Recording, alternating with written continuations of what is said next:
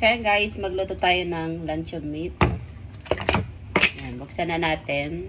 So i-slice natin kasi ito yung pagkain ng alaga ko. So pagkain ka na rin. So iganito nyo siya para mabilis siyang matanggal. So i-slice na natin. So nasa inyo na kung gaano kalalaki. Kakapal yung slice nyo. Sa akin, katamtaman lang yung laki niya. Yung lapad ng luncheon meat. So, lagyan ko sana siya ng, ng itlog, pero ayaw ng bata.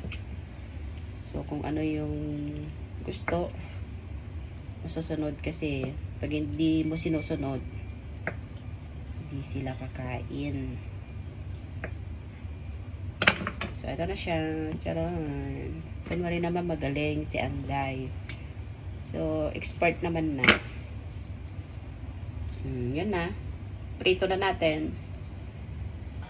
Yan. Naglagay na ako ng oil. Lagyan na natin yung luncheon meat habang pinapainit. Kasi hindi na magdidikit yan.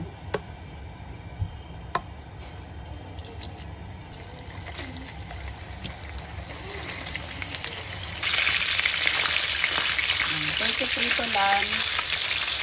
Prito lang natin sa blok. Pagkilutin na daw yung alaga ko.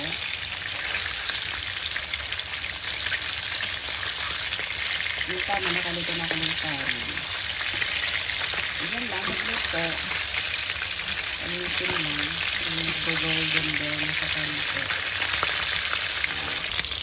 Yan, transfer na natin sa plate. Kumuha kayo ng tissue para matanggal niyo yung oil niyo. Init.